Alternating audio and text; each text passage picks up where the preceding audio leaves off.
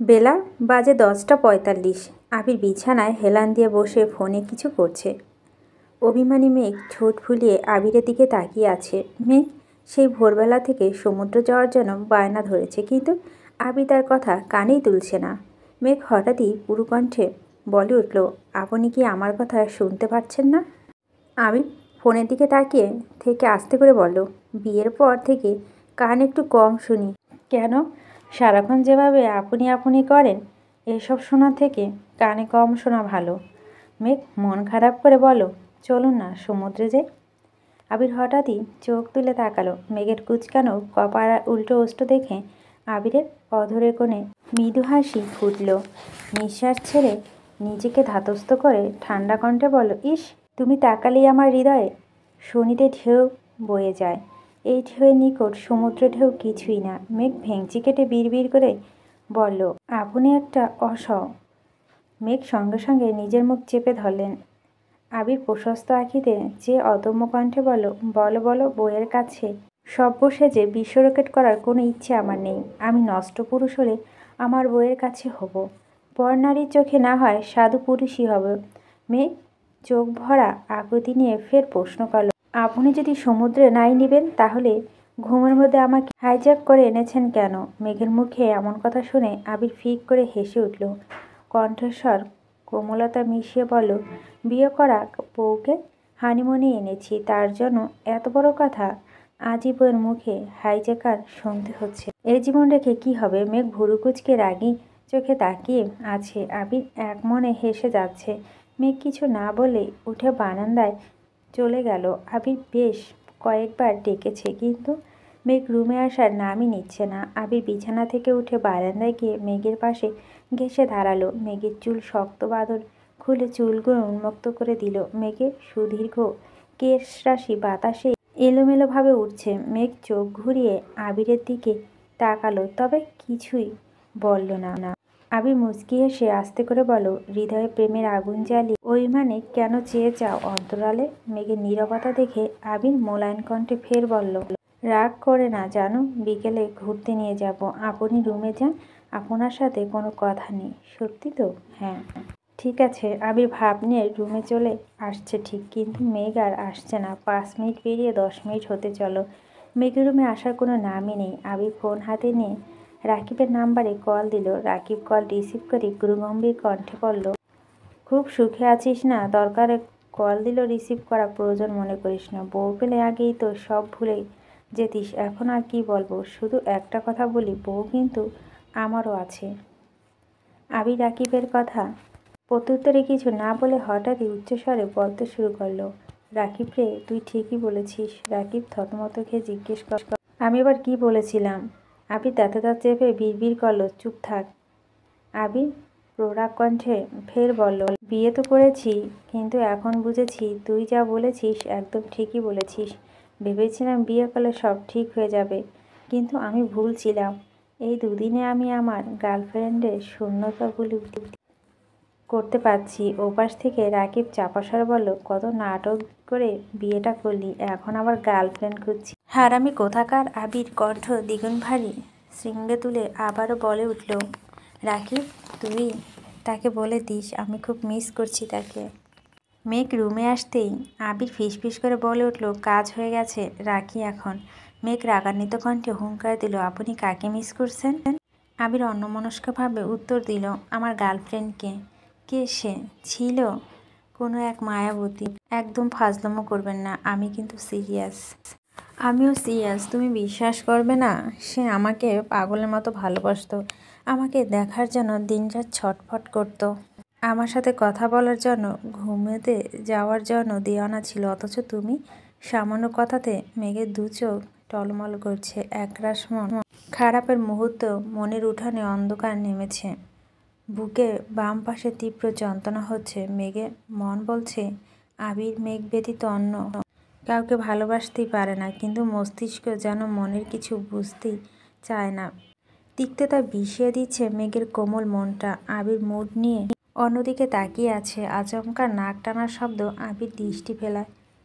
মেঘের চোখ মুখ দেখে আতঙ্কে বিছানা থেকে নেমে মেঘ দুবাহু চেপে ধরে আদুরে কণ্ঠে শোধালো, এই কি হয়েছে তোমার? মেঘের নিস্তব্ধতা দেখে আবি ভীতিকর কণ্ঠে বলতে শুরু করলেও আগে বলে দিচ্ছি একদম কাঁদবে না। তোমার বাপের কলিজার টুকরাটাকে আমি নিয়ে আসছি। যত্নে না রাখতে পারলে আমাকে সোজা জেলের ভাত খাওয়াবে। মেঘ শীতল চোখে তাকিয়ে কাঁদো কাঁদো কণ্ঠে জানতে চাইল, আপনার কি সত্যি গার্লফ্রেন্ড আছে? আবি নিঃশব্দে হেসে মেঘের কাঁধের ওপর আলতোভাবে হাত রেখে মোলায়েম কণ্ঠে বলল, হ্যাঁ আছে তো, এই যে আমার সামনে। আগে আবিরের নাম শুনলে যার বুকে তোলপাড় চলতো, আবিরকে দেখার জন্য রাতের পর রাত ব্যালকনি অপেক্ষা করতো, না খেয়ে বসে থাকতো, সময় অসময় আবিরকে দেখার জন্য কারণ ছাড়াই আশেপাশে ঘুরঘুর করতো, অভিমানে গাল ফুলাতো, সেই অভিমান ভুলে আবারও আবিরের প্রণয়ে আসক্ত হতো, সে প্রেমিকা না হলে আর কি বলো?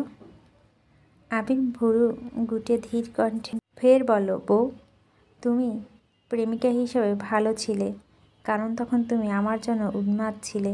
মনে হচ্ছে বিয়ের পর তুমি সুস্থ হয়ে গেছো, তাই আমার প্রতি তোমার পাগলামিও কমে এসেছে। মেঘ আবিরের চোখের দিকে তাকিয়ে আনমনে হাসলো। আবির কিছু বলতে যাবে তার আগে মেঘ নিচু হয়ে নিজের কাঁধে থাকা আবিরের হাত ছাড়িয়ে বিছানার উপরে উঠে দাঁড়িয়েছে। তৎক্ষণাৎ আবিরের শার্টের কলার চেপে আবিরকে নিজের দিকে ঘুরালো। আবির বিপুল চোখে মেঘের দিকে তাকিয়ে আছে। মেঘের গাল আর নাকের ডগা লাল টকটকে হয়ে আছে, তবে তার গভীর চোখে উৎকণ্ঠার রেশ মাত্র নেই। আবিরের কপালে পড়ে থাকা আগোছালো চুলগুলো খুব যত্ন সহকারে গুছিয়ে কিছুটা ঝুঁকে মেঘ আকস্মাৎ আবিরের কপালে নিঘুর চুমু দিল। আবিরের প্রশস্ত দু চোখ সহসা দ্বিগুণ প্রশস্ত হয়ে গেল। নিঃশ্বাস আটকে গেছে। মেঘ কিছুটা সরতেই আবির বিমোহিত চাউনি মুখোমুখি হলো। আবিরের চাউনি দেখে মেঘ ভিতরে ভিতরে লজ্জা আড়ষ্ট হচ্ছে ঠিক, তবে বাইরে প্রকাশ করল না। মেঘ ঢোক গিলে সঙ্গে সঙ্গে আবিরের অধরে নিজের অধর চেপে ধরল। আবির তড়িত বেগে মেঘের পেটে বরাবর ধরে মেঘকে বিছানা থেকে নামিয়ে নিজের সঙ্গে চেপে ধরেছে। মেঘের পা আবিরের পায়ের ওপর, দুটো দেহ একসঙ্গে লিপটে আছে। মেঘের পাতলা অধর আবিরের নিয়ন্ত্রণে। আবিরের নিখাত ভালোবাসায় মেঘ আবারও ধরা দিতে বাধ্য হলো। দু চোখ বন্ধ করে শার্টের উপর দিয়ে আবিরের পিঠ খামছে ধরেছে। 24 ঘন্টা পেরিয়ে যাচ্ছে, তানবীরের সাথে বর্ণার কোনো কথা হচ্ছে না। বর্ণা বেশ কয়েকবার ফোন হাতে নিয়েই ঠিকই, কিন্তু সাহস করে তানবীরের নাম্বারে কল দিতে পারছে না। অনেক ভাবনা চিন্তার পর বর্ণা তানবীরের নাম্বারে কল দিল, কিন্তু তানবীর নাম্বার বন্ধ। বর্ণা ভুরু কুঁচকে নাম্বারটা চেক করে আবারও কল দিল। তানবীরের নাম্বারে বন্ধ পেয়ে বর্ণা বুক কাঁপছে, ঘন ঘন নিঃশ্বাস ফেলছে। চোখের সামনে আয়েশা থাপ্পড়ের ঘটনা বারবার মনে পড়ছে। বর্ণার কপাল চাপড়ে রাশভারী কণ্ঠে বলল, সবসময় রাগ নিয়ন্ত্রণে রাখতে পারিস, তাহলে কাল কেন পারলি না বর্ণা? ওনাকে কিছু না বললে কি হচ্ছিল না তোর? তানবীর ফেসবুক হোয়াটসঅ্যাপ কোথাও অ্যাক্টিভ নেই। ভয়ে বর্ণার হাত পা ঠান্ডা হয়ে আসছে। মেঘের নাম্বারে কল দিতে গিয়েও আটকে গেছে। দিশা না পেয়ে আইরিনের দেওয়া একটা নাম্বারে কল দিল। মূলত ফোনটা মাহমুদা খানের। আইরিন কল রিসিভ করে ফিসফিস করে বলল, ভাবি কোথায় তুমি? বাসায়। কেন? তানবীর ভাই গতকাল সন্ধ্যার পর বাসায় এসে একটু পর পর সে যে বের হচ্ছে, এখনও বাসায় আসেনি। বাসায় সবাই খুব টেনশন করছে। তোমার সাথে কি কথা হয়েছে? না, কিন্তু উনি কোথায় জানি না, ফোন বন্ধ। ভাইয়ার বন্ধুরাও কিছু জানে না। এখন রাখছি, কেউ দেখে ফেললে আবার বকা খেতে হবে। শুনো, আইরিন কল কেটে দিয়েছে। বর্ণা দুহাতে মাথা চেপে নির্বিকার ভঙ্গিতে বসে আছে। তানবীরের রাগ আর জেদ সম্পর্কে বর্ণার ভালোই ধারণা আছে। জেনে বুঝে এত বড় ভুল কিভাবে করলো সেসব ভেবেই ক্লান্ত হয়ে যাচ্ছে। বর্ণা চিৎকার করে কাঁদতে ইচ্ছে করছে, কিন্তু সেটাও পারছে না, কারণ বাসার কেউ টের পেলে এই নিয়ে অশান্তি সৃষ্টি হবে। খানবাড়িতে তুমুল কামাল কাণ্ড চলবে। তানবীরের কি হয়েছে সেটা জানতে সবাই উঠে পড়ে লেগেছে, কিন্তু কেউই কিছু বুঝতে পারছে না। এক পর্যায়ে আলী আহমেদ খান আবিরের নাম্বারে কল দিল। মেঘ তখন ওয়াশরুমে। আবির কল রিসিভ করে বারান্দায় চলে গেছে। আলী আহমেদ খান গম্ভীর গলায় বলল, তোমার ভাইয়ের কি হয়েছে? আবির ভুরু কুঁচকে বলল, আমি জানি না, আমার সাথে কথা হয়নি, ওর ফোন বন্ধ, গতরাত থেকে বাসায় নেই। কি শুরু করেছো তোমরা? কিছু হওয়ার আগেই তুমি বাড়ি ছেড়ে চলে যাও। তোমার দেখা দেখি তানবীরও শুরু করেছে। ওর যদি কাউকে পছন্দ থাকে তাহলে বলো, বিয়ের ব্যবস্থা করি। কিন্তু এসবে কাউকে কিছু না বলে বাড়ি ছেড়ে চলে যাওয়ার কি মানে? আবির ঢোক গেলে শান্ত কণ্ঠে বলো, তেমন সিরিয়াস কিছু তো আমি জানি না। এখানে আসার পর ওর সাথে আমার কোনো রকম কথা হয়নি। আমার ওর সাথে আগে কথা বলতে হবে। ঠিক আছে, দেখো কোনোভাবে যোগাযোগ করতে পারো কিনা। আর যাই হোক, পছন্দ থাকলে আগে ভাগে জানিও। জি আব্বু। আলী আহমেদ খান ফের বলল, খোঁজ নিও তোমার মতো আবার গোপনে বিয়ে করে ফেলেছে কিনা। আবির উদ্বিগ্ন কণ্ঠে প্রশ্ন করলো, মানে? এখন আর মানে করতে হবে না। তুমি যে আরও 3 বছর আগে কাবিনের কাজ সেরে ফেলেছ এটা আমি খুব ভালোভাবেই জানি। শুধু আমি না, এখন বাসার সবাই জানে। আপনাকে কে বলেছে? কে আবার বলবে?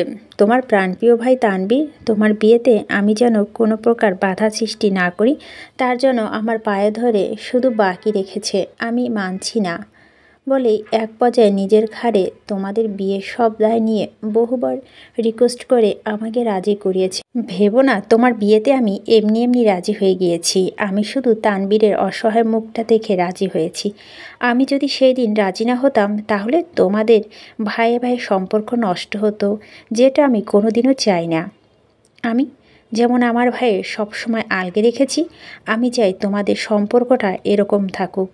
তাই আবারও বলছি, তানবীরের সম্পর্কে এমন কিচ্ছু জানলে আগেই জানিয়ে দিও। আবির তপ্তস্বরে জানালো, আমি তানবীরের সাথে যোগাযোগ করে তারপর আপনার সাথে কথা বলবো। আপনার চিন্তা করতে হবে না। ঠিক আছে, তানবীরের সাথে কথা বলো, বাসায় আসতে বলো। জি আচ্ছা। আবির প্রভূত আঁখিতে দূরে আকাশে চেয়ে আছে। মেঘকে না পেলে আবির মরে যাবে। এই কথা আলী আহমেদ খানকে বলা আবির তানবীরের ওপর নিজের রাগ ঝেড়েছিল। অথচ তাদের বিয়ের কোনো ঝামেলা ছাড়াই সম্পূর্ণ হওয়ার পিছনে তানবীরের হাত ছিল, এটা জেনে আজ আবিরের খুব খারাপ লাগছে। তানবীরকে জড়িয়ে ধরে হাজারবার ধন্যবাদ দিতে ইচ্ছে করছে।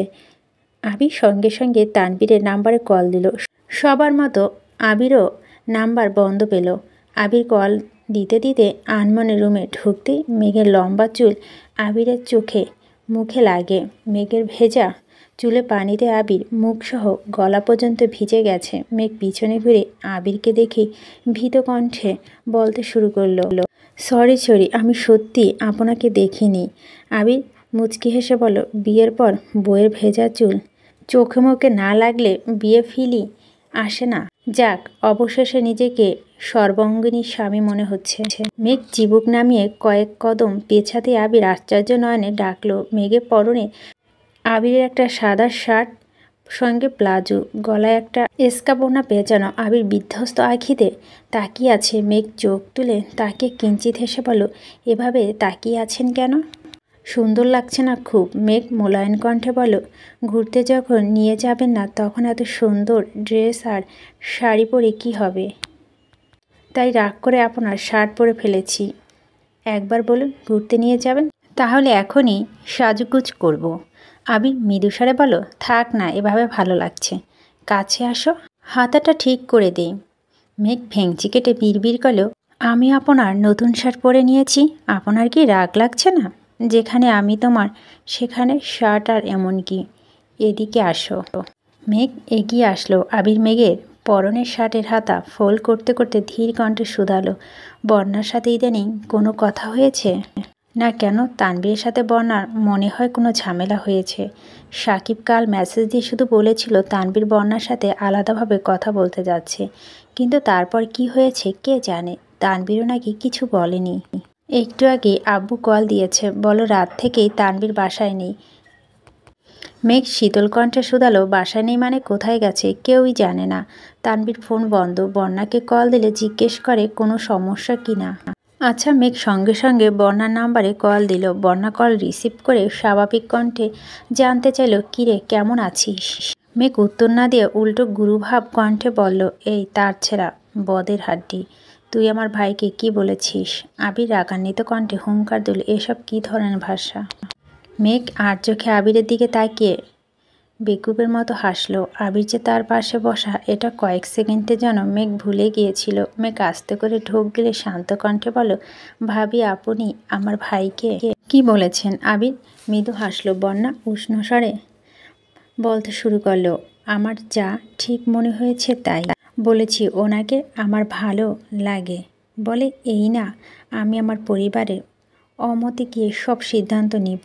উনি আমার কথা ঠিকমতো না বুঝে ফোন বন্ধ করে ফেলেছেন। এতে আমি কি করব? উনি ছেলে মানুষ, তাই রাগ করে ফোন বন্ধ করে বাড়ি ছেড়ে চলে যেতে পারেন। আর আমি মেয়ে বলে এসব কিছুই করতে পারি না। তুই তোর ভাইয়ের পক্ষ নিয়ে আমাকে বলতে আসছিস? আজ আমার পক্ষে কেউ নেই বলে তোদের কিছু বলতে পারে না। দিন শেষে তোদের সব আছে, আমি আর আমাদের কিছুই নেই। বন্যার কথা শেষ করে সঙ্গে সঙ্গে কল কেটে দিয়েছে। মেঘ আবিরের দিকে অসহায় মুখ করে কিছুক্ষণ তাকিয়ে থেকে ফোন রেখে দুহাত আবিরের হাত আঁকড়ে ধরে মাথা এলিয়ে দিয়ে আস্তে করে বলল, বন্যা পাগল হয়ে গেছে।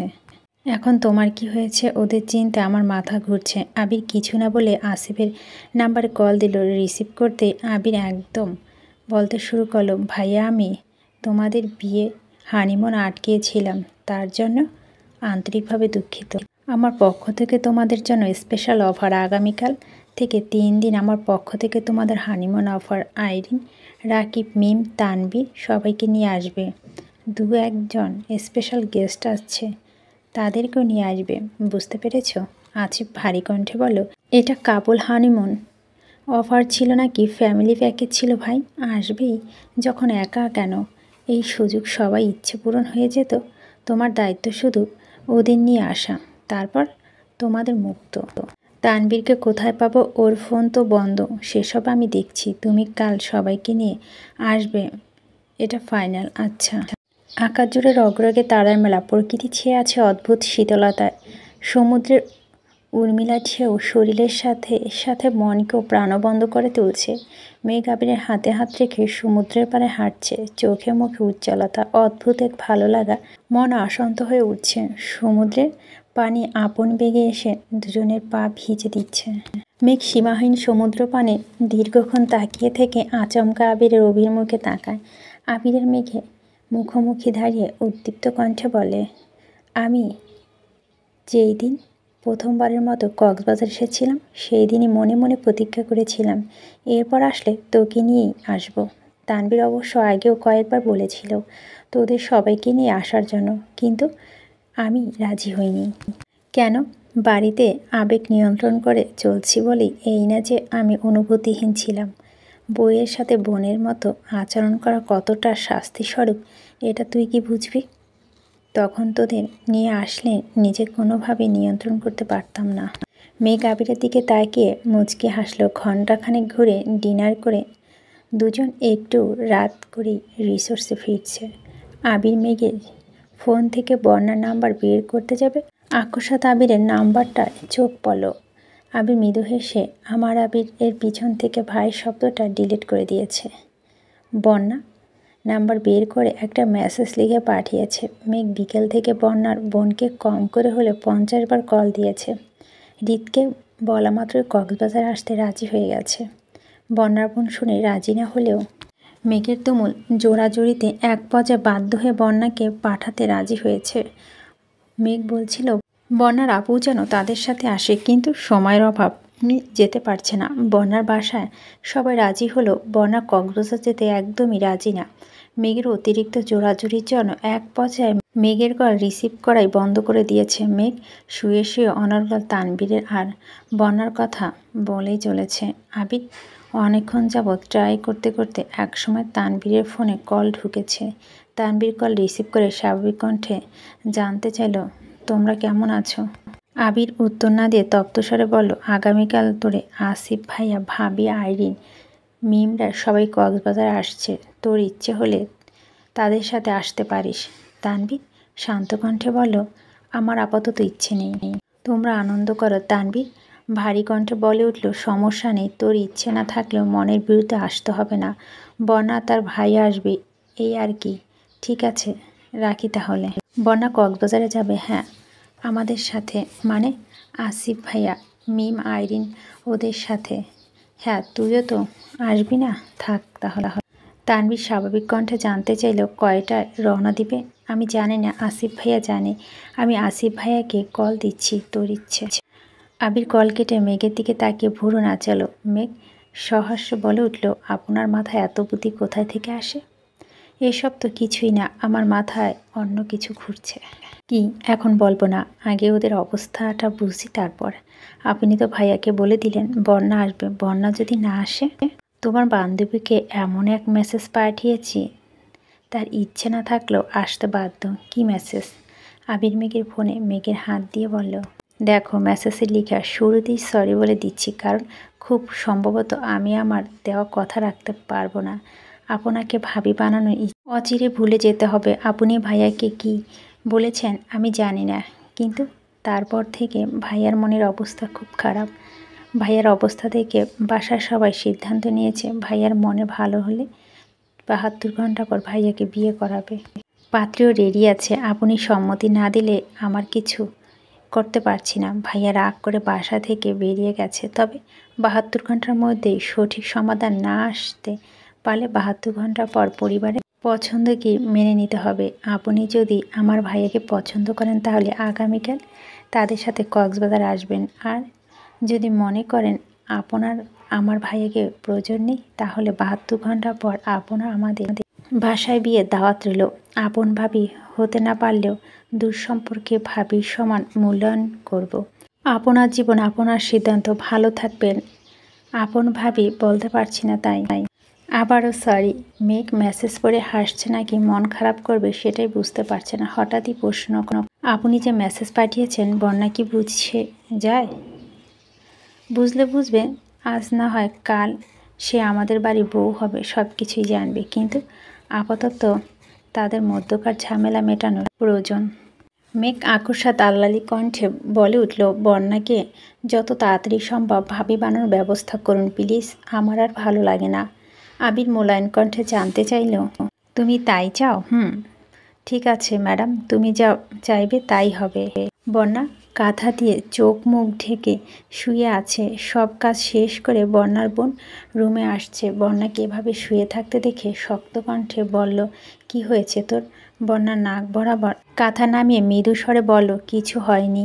ব্যাগ গুছিয়েছিস? না, কেন? আমি যাব না। বন্যার বোন বন্যার পাশে বসে কোমল কণ্ঠে বলতে শুরু করলেন, ওদের বাসায় কেউ কি তোর সাথে বাজে ব্যবহার করেছে? বিয়েতে কি কোনো রকম অনাকাঙ্ক্ষিত ঘটনা ঘটেছে? না, তাহলে মন খারাপ করে আছিস কেন? মন খারাপ না, মেঘ ওর হাজব্যান্ড দুজনেই খুব করে রিকোয়েস্ট করেছে, আব্বুর সাথে কথা বলে রাজি করিয়েছে। তোর এখন কি হলো? আমি টাকা দিয়ে দিচ্ছি, হৃদ, আর তোর যত খরচ লাগবে সব ওখান থেকে করিস। উঠে প্যাকিং কর। বন্যা শীতল চোখে বোনের দিকে কিছুক্ষণ তাকিয়ে রইল। বর্ডার বোন ঠান্ডা কণ্ঠে হুঙ্কার দিয়ে, কি বললাম তোকে? বন্যা উঠে বসেছে। বন্যার চোখ শান্ত কণ্ঠে বলে উঠল, তুই মন খারাপ করে থাকলে আমার ভালো লাগে না। কেন বুঝিস না তুই? 3 দিনের মধ্যে ঘুরে ফিরে মন ভালো করে বাসায় আসবি। আগামী শুক্রবার আমার বিয়ের, জানিস তো এই অবস্থাতে তোকে ঘুরতে যেতে দিচ্ছি শুধুমাত্র তোর ভালো করার জন্য, তাই কোনোভাবে মন খারাপ করে থাকা যাবে না, ওকে? বন্যা মলিন হেসে বলল, সকাল সকাল সবাই কক্সবাজার উদ্দেশ্যে রওনা দিয়েছে। মিম, আইরিন আর বন্যা পাশাপাশি বসেছে। তানভীর, হৃদ আর আরিফ বিপরীত পাশে। আসিফ আর জান্নাত আলাদা বসেছে। মিম, আইরিন, আরিফ মিলে হৃদের কাছে টুকটাক দুষ্টুমি করছে। হৃদ বয়সে আইরিন আর মিমের মতোই। বন্যা কারো সাথে তেমন কোনো কথা বলছে না, নির্বাক চোখে শুধু তানভীরকে দেখছে। তানভীর প্রায় পুরো রাস্তা চোখ বন্ধ করে বসেছিল। দু একটা কথা বললেও বন্যার সাথে না কোনো কথা বলছে আর না একবারের জন্য তাকিয়েছে। মেঘ আর আবির আগে থেকেই ওদের জন্য অপেক্ষা করছে। মেঘ আজ সবুজ রঙের মোটামুটি গর্জাস একটা শাড়ি পরেছে, যদিও শাড়িটা আবির পরিয়ে দিয়েছে। মেঘের শাড়ির সাথে মোটামুটি ম্যাচিং করে আবির একটা সবুজ পাঞ্জাবি পরেছে। মিম, আইরিনরা নেমে ছুটে মেঘের কাছে চলে গেছে। তাদের সাথে সাথে হৃদ মেঘের সাথে কথা বলতে চলে গেছে। তানভীর নামতে আবির গিয়ে এসে তানভীরকে জড়িয়ে ধরল। তানভীর জিজ্ঞেস করলো, কি হয়েছে ভাইয়া? তোকে জড়িয়ে ধরতে খুব ইচ্ছে করছিল, মনের ভিতর চাপা কষ্টর জন্য মন খুলে হাসতে পারছে না। তবুও তানভীর মলিন হাসার চেষ্টা করলো। সবাই ফ্রেশ হয়ে নাস্তা করে ঘুরতে বেরিয়েছে। আইরিন আর আসিফ দু ভাই বোন এটা সেটা নিয়ে ফাজলামো করছে। আবার বড় আপুকে ভিডিও কল দিয়ে সমুদ্র সৈকত দেখাচ্ছে। মিম আর রিত টুকটাক কথা বলছে। রিতের আগে কোথাও ঘুরতে গিয়েছিল, কার সাথে গিয়েছিল, এখানে কেন আসছে, এসব নিয়ে গল্প করছে মেঘ আর বন্যা কিছুটা দূরে। মেঘ ধীর কণ্ঠে জিজ্ঞেস করল, তোর আর ভাইয়ার মধ্যে কি হয়েছে?